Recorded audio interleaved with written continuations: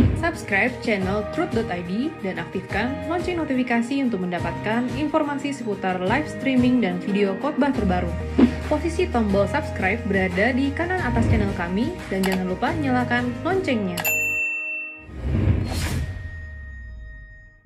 Shalom para wanita surgawi, kembali kita berjumpa dalam program Wanita Surgawi. Kita mau belajar hari ini tentang dua orang wanita yang mengurapi Yesus. Untuk itu mari kita berdoa. Bapa, terima kasih untuk kesempatan pada hari ini. Kami kembali berkumpul dalam program Wanita Surgawi. Kami mau belajar kebenaran firman-Mu dari dua orang wanita yang mengurapi-Mu ketika Engkau berjalan di bumi ini. Bapa, pimpin kami untuk mengerti apa yang harus kami lakukan sebagai wanita surgawi. Lewat kebenaran firman-Mu yang akan kami dengar, kami diubahkan, kami diperbaharui, sehingga kami selalu hidup dalam menyenangkan hati-Mu. Terima kasih Bapa, kami mengucap syukur di dalam nama Tuhan Yesus. Amin. Oke, ibu-ibu, tahukah dari kelima, bahkan sekarang 6 ya, indera kita, manakah indera yang paling kuat yang membuat kita teringat akan sesuatu? Nah, menurut para ahli, indera penciuman adalah indera yang paling kuat untuk membawa kita teringat akan sesuatu. Nah, mungkin kalau kita pergi ke satu tempat yang dulu ya, ketika saya masih kecil saya tinggal di Bogor, saya ingat saya pergi ke rumah seorang tante, dia pintar masak sayur asem. Ketika saya datang ke rumahnya, saya ingat aroma sayur asem yang dia masak. Wangi itu mengingatkan kita akan satu hal atau sesuatu. Seorang pembuat parfum di New York mengatakan bahwa ia dapat mengenali kombinasi aroma tertentu dan bisa menebak dengan tepat siapa pembuat wewangian ini. Mungkin di antara kita ada yang memiliki satu favorit minyak wangi tertentu. Nah, saya punya satu merek tertentu yang saya pakai sudah begitu lama. Sehingga ketika seseorang dekat dengan saya, mereka tahu, oh ini aromanya, ini minyak wanginya si ibu ini, si tante ini. Ya. Nah, tahukah ibu-ibu bahwa setiap perbuatan kita yang kita lakukan dalam kasih kepada Allah menjadi keharuman, menjadi wewangian di hadapannya. Pada zaman itu ibu-ibu, orang yang dipilih secara khusus oleh Allah sebagai raja, dia akan diurapi dengan minyak. Mereka tidak hanya diberi mahkota atau bajunya spesial, tetapi yang utama adalah dia harus diurapi dengan minyak yang khas, yang khusus. Dan pada saat itu mahal sekali harganya. Nah, dalam perjanjian lama, setiap barang atau seseorang yang dikhususkan bagi Tuhan harus diurapi minyak sebanyak 2 kali. Bukan 1 kali, 2 kali. Nah, bagi barang yang akan digunakan di dalam bait Allah, pertama waktu masuk ke halaman bait Allah, dia akan diminyaki, dan yang kedua setelah masuk ke dalam ruang maha suci. Sebelum dipakai, barang-barang tersebut harus diminyaki kembali. Alkitab mencatat, Yesus diurapi sebanyak 2 kali sebelum kematiannya. Pertama oleh seorang wanita berdosa yang tidak dicatat siapa namanya. Dan yang kedua oleh Maria. Urutannya tidak jelas mana yang lebih dahulu, tapi itu sama sekali bukan hal yang penting. Yang penting adalah Yesus telah mengikuti aturan Yahudi, sehingga ia berhak atau ia sah untuk dinobatkan sebagai raja. Karena sudah mendapat pengurapan minyak sebanyak 2 kali. Nah, pada kesempatan yang baik ini kita akan membahas kedua pengurapan tersebut. Yang mana masing-masing pengurapan memiliki pelajaran yang sangat berharga bagi kita hari ini. Pengurapan pertama terdapat dalam Lukas 7 ayat 36 sampai 50. Lukas 7 ayat 36 sampai 50 kita baca. Seorang Farisi mengundang Yesus untuk datang makan di rumahnya. Yesus datang ke rumah orang Farisi itu lalu duduk makan. Di kota itu ada seorang perempuan yang terkenal sebagai seorang berdosa. Ketika perempuan itu mendengar bahwa Yesus sedang makan di rumah orang Farisi itu, datanglah ia membawa sebuah buli-buli pualam berisi minyak wangi. Menurut ibu-ibu, perempuan ini diundang gak? Pasti enggak. Ya, karena dia cuma dengar. Dia bukan ketika ia diundang. Alkitab mencatat ketika perempuan itu mendengar. Ya, jadi dia dengar berita Yesus, langsung dia bersiap-siap diri. Dia bawa buli-buli pualam berisi minyak wangi. Dia nekat masuk ke dalam rumah orang Farisi itu, enggak diundang. Lalu dikatakan selanjutnya begini. Sambil menangis, ia pergi berdiri di belakang Yesus dekat kakinya. Lalu membasahi kakinya itu dengan air matanya dan menyekanya dengan rambutnya. Kemudian ia mencium kakinya dan meminyakinya dengan minyak wangi itu. Ketika orang Farisi yang mengundang Yesus melihat hal itu, ia berkata dalam hatinya, jika Yesus ini nabi, tentu ia tahu siapakah dan orang apakah perempuan yang menjamahnya ini. Tentu ia tahu bahwa perempuan itu adalah orang berdosa.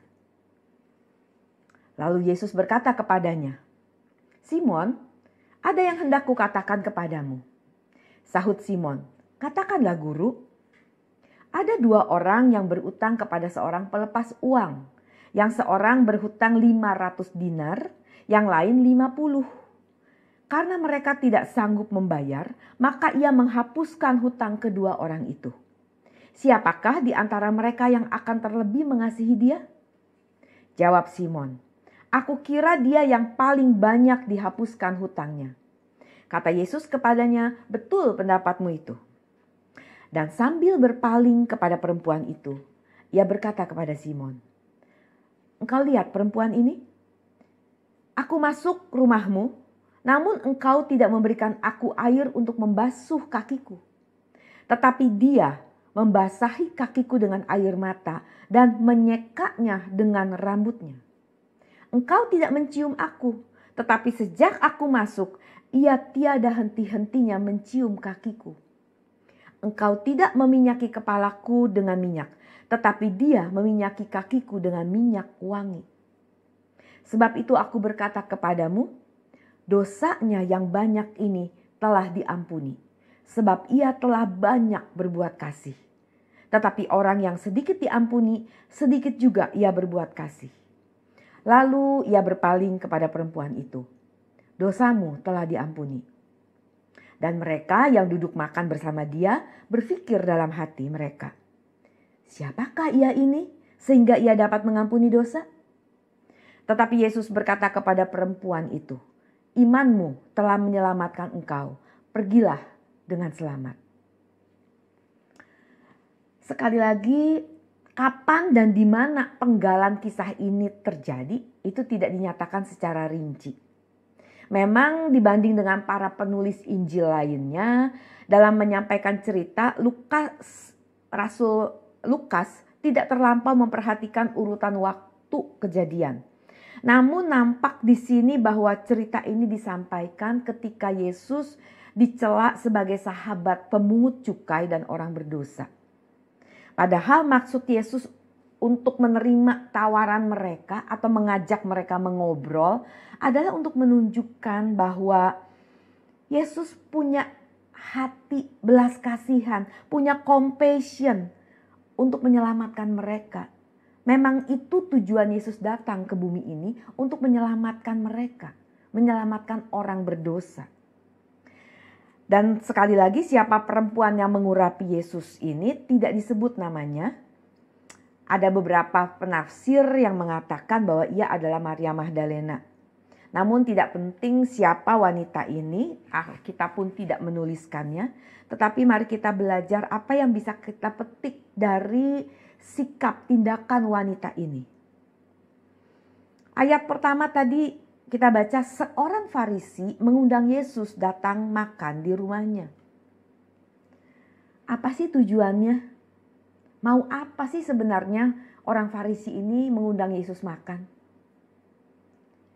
Karena nyata di ayat 39 dikatakan, jika ia ini nabi, tentu ia tahu siapa perempuan itu. Saya meragukan pengenalan orang Farisi ini kepada Tuhan Yesus. Karena dia masih mempertanyakan, masa Tuhan gak tahu sih siapa perempuan ini? Jangan-jangan dia bukan nabi. Jika dia nabi, mestinya dia tahu dong siapa perempuan ini. Nah, berangkat dari situ, saya kembali berpikir motivasi orang Farisi ini mengundang Yesus. Bukan untuk mengenal Yesus lebih dalam. Bukan untuk melayani Yesus. Tetapi dia mau namanya lebih terkenal, lebih menjadi pembicaraan orang karena dia berhasil mengundang seorang guru besar pada saat itu. Datang mampir ke rumahnya. Dari sini kita belajar.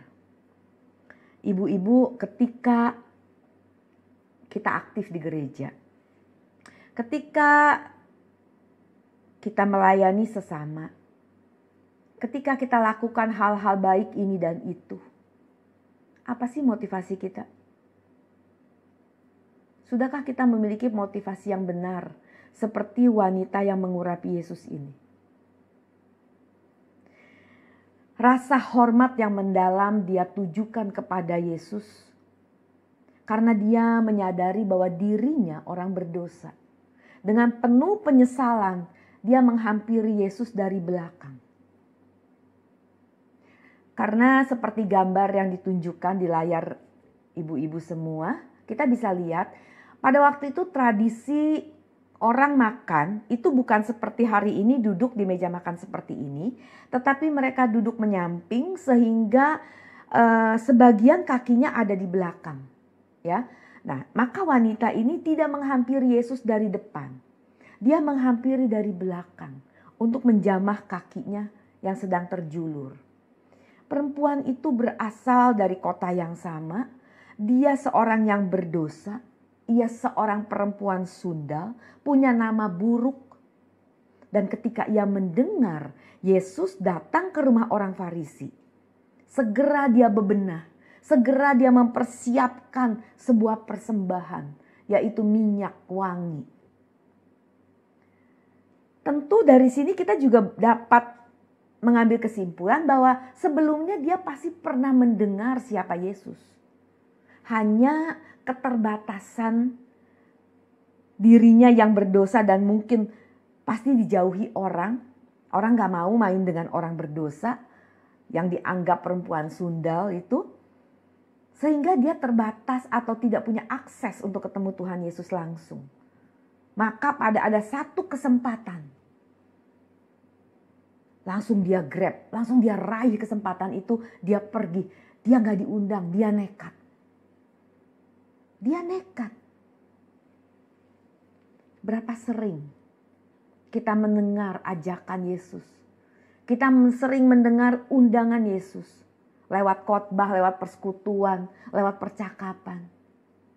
Lewat doa pagi, lewat doa puasa, lewat doa malam. Kita selalu mendengar seruan ajakan, ayo berubah, ayo bertobat. Tapi kita gak lakukan apa-apa. Jangan menunda pertobatan. Wanita ini begitu mendengar satu kesempatan, dia segera bertindak. Dia nekat, dia gak peduli. Karena dia mau ketemu dengan kekasih hatinya. Dia mau ketemu dengan orang yang dia tahu bisa menyelamatkan jiwanya. Seberapa nekatnya kita? Seberapa nekatnya kita? Perempuan itu merasa luar biasa menjadi orang yang sangat hina. Tetapi langkahnya untuk berani menjumpai Yesus, untuk berani memberikannya air mata, menyeka dengan rambutnya dan meminyakinya dengan minyak wangi, menandakan bahwa ia mengakui Yesus sebagai Mesias, sebagai Raja yang diurapi.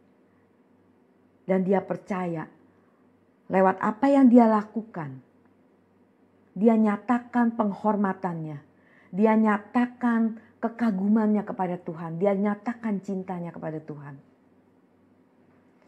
Ibu-ibu,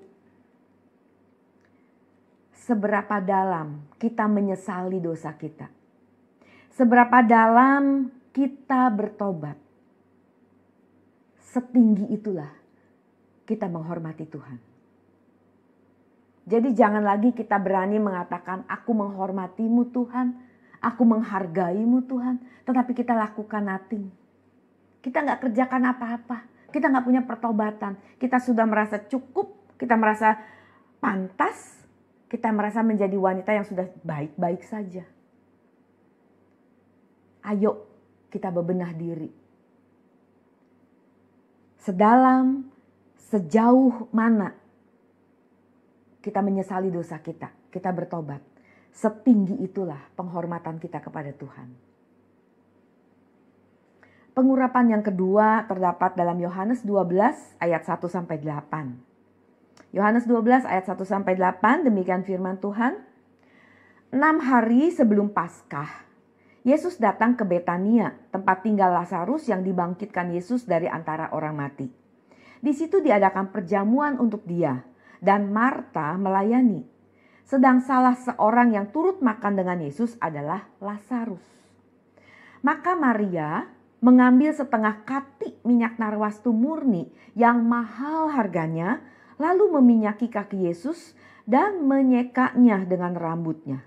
Dan bau minyak semerbak di seluruh rumah itu. Tetapi Yudas Iskariot, seorang dari murid-murid Yesus yang akan segera menyerahkan dia, berkata, "Mengapa minyak narwastu ini tidak dijual 300 dinar dan uangnya diberikan kepada orang-orang miskin?" Hal itu dikatakannya bukan karena ia memperhatikan nasib orang-orang miskin, melainkan karena ia adalah seorang pencuri. Ia sering mengambil uang yang disimpan dalam kas yang dipegangnya. Maka kata Yesus, "Biarkanlah dia melakukan hal ini mengingat hari penguburanku. Karena orang-orang miskin selalu ada pada kamu, tetapi aku tidak akan selalu ada pada kamu." Dicatat bahwa peristiwa ini terjadi 6 hari sebelum Paskah, sebelum Yesus disalib di Yerusalem. Pada saat itu Yesus berada di rumah Lazarus yang ada di daerah Betania. Di dalam rumah itu kita temukan 2 saudara Lazarus, Marta dan Maria. Marta sibuk melayani tamu yang datang dan duduk di meja bersama-sama dengan Yesus dan Lazarus. Tetapi apa yang diperbuat Maria? Ayat 3 menuliskan Maria mengambil setengah kati minyak narwastu murni yang mahal harganya. Lalu meminyaki kaki Yesus dan menyekanya dengan rambutnya. Seperti tadi saya katakan di awal, setiap perbuatan yang kita lakukan dalam kasih kepada Allah, dalam penghormatan kita kepada Allah, akan menjadi keharuman. Khususnya keharuman di hadapannya, keharuman di hadiratnya. Dan bukan tidak mungkin, keharuman juga bagi orang sekitar kita. Nah, saya mau mengajak ibu-ibu untuk mengenal dulu apa yang dimaksud dengan minyak narwastu. Minyak ini dibuat dari sejenis akar pohon yang sangat langka dan ini merupakan barang impor ya, karena diambil dari pegunungan Himalaya. Harganya mahal, diperkirakan mencapai 300 dinar yang pada saat itu kira-kira sejajar dengan $2.400 uang hari ini. Untuk ukuran zaman itu, uang sebanyak itu sama dengan pendapatan atau upah kerja seorang selama 1 tahun. Ya, jadi kita bisa kira-kira anggaplah dengan UMR seberapa harga minyak itu. Nah, dalam tradisi Yahudi, minyak narwastu biasanya diberikan oleh seorang ayah kepada anak gadisnya sebagai salah satu warisan keluarga. Yang kelak akan digunakan oleh gadis itu di hari perkawinannya, khususnya di malam pengantin, di mana gadis itu akan menggunakan minyak itu atau melumuri minyak itu kepada laki-laki yang menjadi suaminya. Maka tidak heran jika Maria juga memilikinya. Saya hanya memperkirakan Maria memiliki setengah kati. Nah, mungkin orang tuanya mewariskan satu kati dibagi dua dengan Marta. Ya. Nah, jadi karena mahal harganya, maka tidak heran tindakan Maria ini membuat reaksi. Pertama, karena memang mahal harganya. Kedua, karena tradisi yang mana minyak ini hanya untuk di malam pengantin untuk suaminya. Nah, orang Farisi tentu terkejut melihat Maria berani melakukan itu. Udah kelewat batas. Dan mengarah hal yang tabu untuk seorang gadis memberikan minyak kepada laki-laki yang bukan suaminya. Saat itu menjadi satu hal yang tabu, yang tidak pantas. Nah, padahal Tuhan katakan sebaliknya. Dia melakukan yang terbaik. Artinya apa? Maria mengerti siapa yang paling berharga dalam hidupnya. Siapa yang paling bernilai, yang paling dia hargai dalam hidupnya. Dan Maria sudah melakukan hal yang benar. Kesempatan yang dia miliki dia lakukan, dia isi dengan perbuatan yang sangat mulia. Yaitu meminyaki Yesus. Karena ini juga merupakan pengakuan bahwa ia menghargai Yesus di atas segalanya. Dia berani melanggar segala tradisi. Dia tidak memperhitungkan nilai. Karena dia tahu Yesus adalah segalanya. Seberapa kita menilai Yesus dalam hidup kita hari ini? Beranikah kita melakukan seperti apa yang Maria lakukan? Saya tidak bicara soal uang, tapi saya bicara soal hati. Apakah kita sudah memberikan hidup kita, hati kita, waktu kita, pikiran kita, semua hanya untuk menyenangkan hati Tuhan? Yang membuat Tuhan bisa tersenyum dan berkata, engkau lakukan yang terbaik.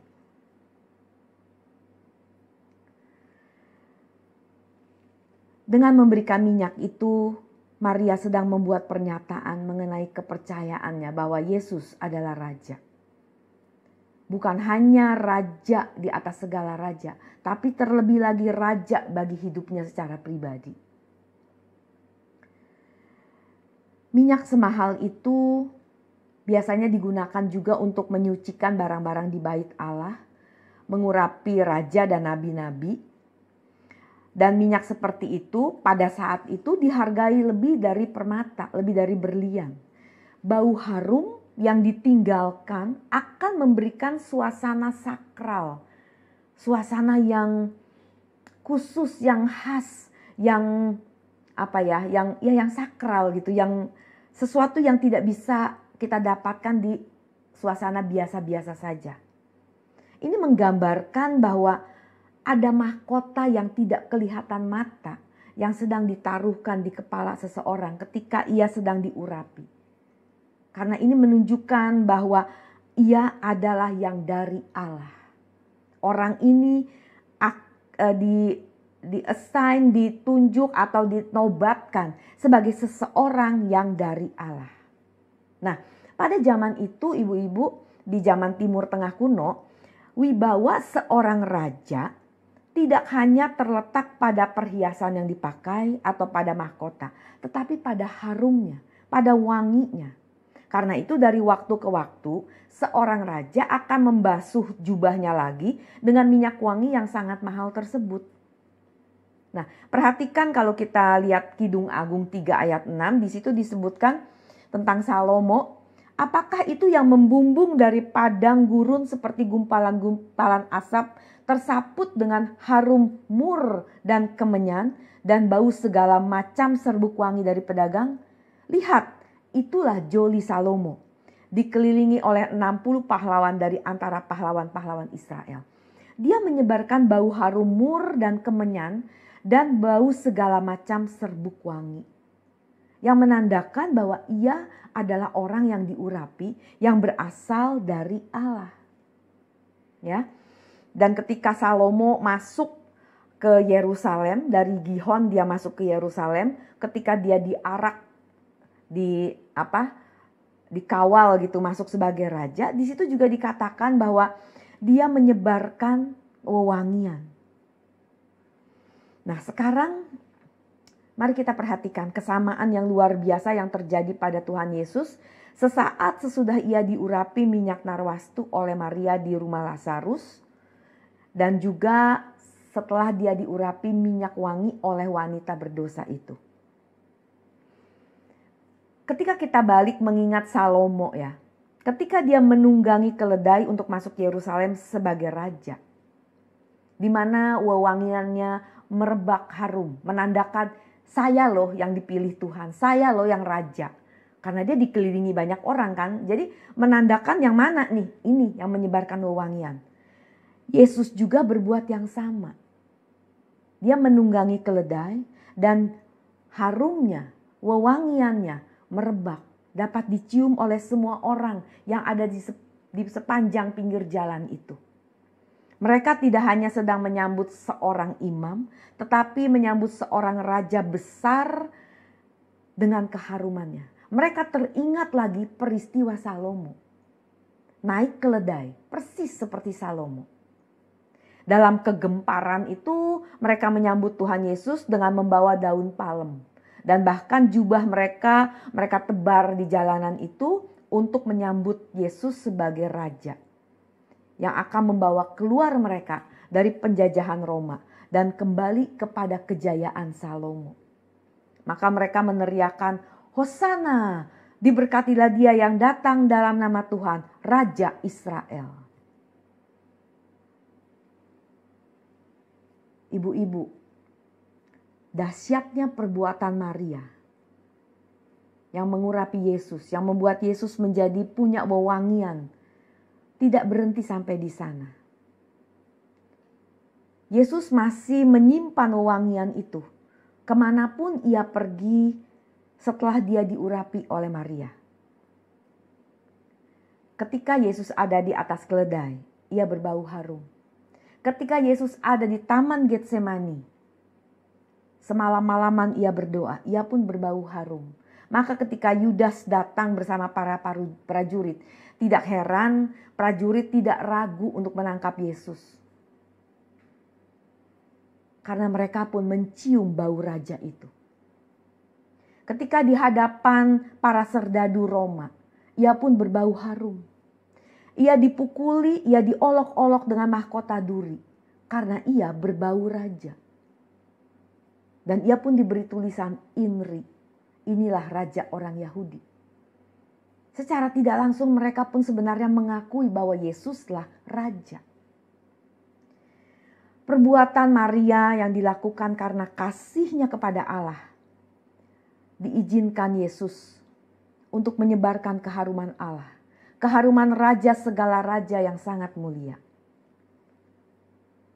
Sampai di sini saya teringat kalimat Paulus dalam 2 Korintus 2 ayat yang 14 sampai 16 yang mengatakan, tetapi syukur bagi Allah yang dalam Kristus selalu membawa kami di jalan kemenangannya. Dengan perantaraan kami, ia menyebarkan keharuman pengenalan akan dia di mana-mana. Sebab bagi kami, sebab bagi Allah, kami adalah bau harum dari Kristus di tengah-tengah mereka yang diselamatkan dan di antara mereka yang binasa. Bagi yang terakhir kami adalah bau kematian yang mematikan, dan bagi yang pertama bau kehidupan yang menghidupkan.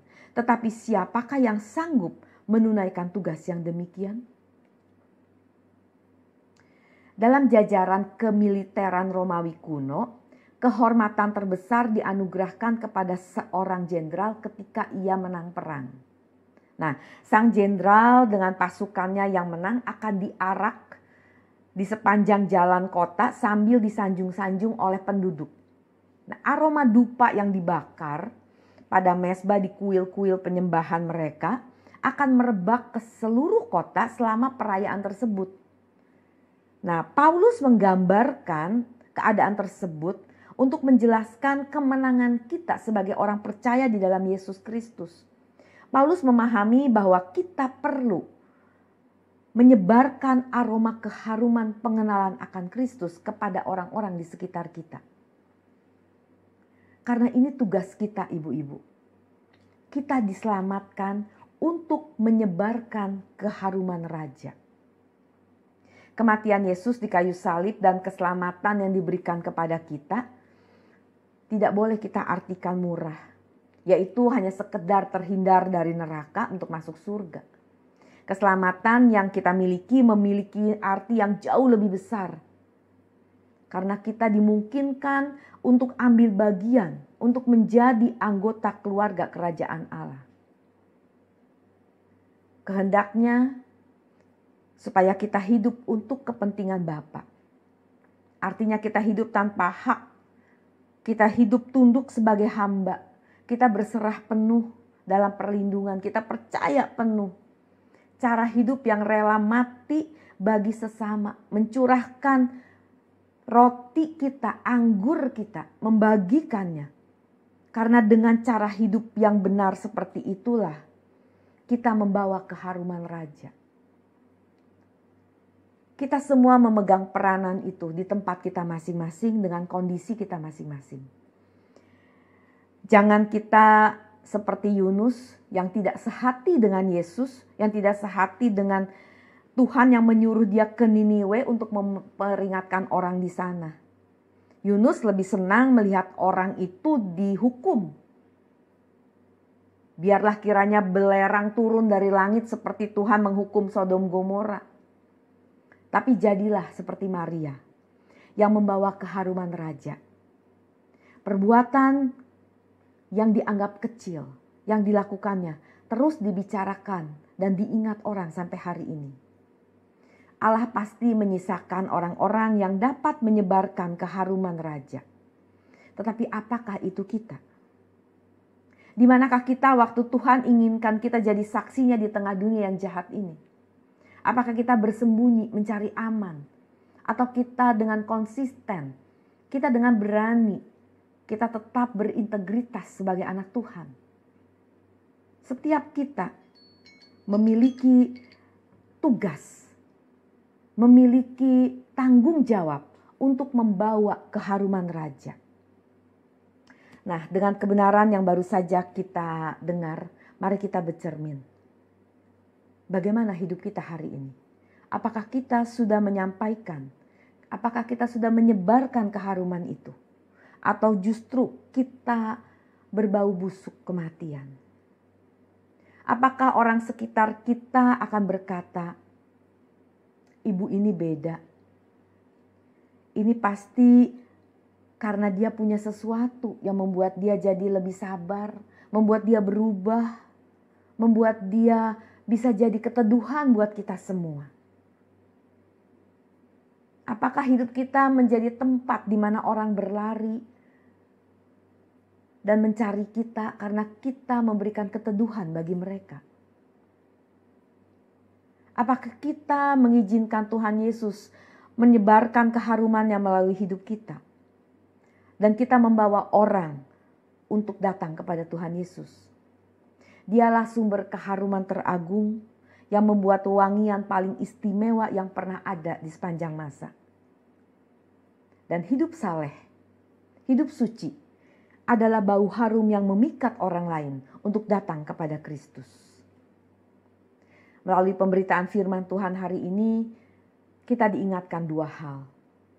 Yang pertama, seberapa dalam kita menyesali dosa kita. Seberapa dalam kita bertobat. Setinggi itu kita menghormati Tuhan Yesus. Yang kedua, kita diselamatkan untuk menyebarkan keharuman Raja. Dan keharuman kita tercium oleh hidup kita yang saleh. Amin. Mari kita berdoa. Bapa, terima kasih untuk kebenaran-Mu pada kesempatan ini. Selama ini mungkin kami belum menyebarkan keharuman yang Engkau titipkan dalam hidup kami. Kami sibuk untuk menyebarkan keharuman diri kami sendiri. Ampuni kami ya Bapa kalau kami sudah begitu banyak melewatkan kesempatan yang Engkau berikan. Tapi di sisa waktu hidup yang masih Engkau percayakan kami ada di bumi ini, kami mau lebih sungguh-sungguh lagi untuk menggenapi, untuk menjalankan tugas yang Engkau bebankan dalam hidup kami. Kami harus menjadi keharuman bagi lingkungan kami, bagi keluarga inti kami, keluarga besar kami, bagi masyarakat sekitar kami. Sehingga nama Tuhan dipermuliakan lewat hidup kami. Terima kasih Bapa. Engkau berkati semua ibu-ibu wanita surgawi yang sedang mendengarkan siaran ini. Apapun yang menjadi persoalan, menjadi pergumulan hidup mereka, kiranya mereka mendapat jawaban. Mereka mendapat kelegaan di dalam Engkau. Terima kasih Bapa. Kami mengucap syukur, kami berterima kasih dalam nama Tuhan Yesus. Amin.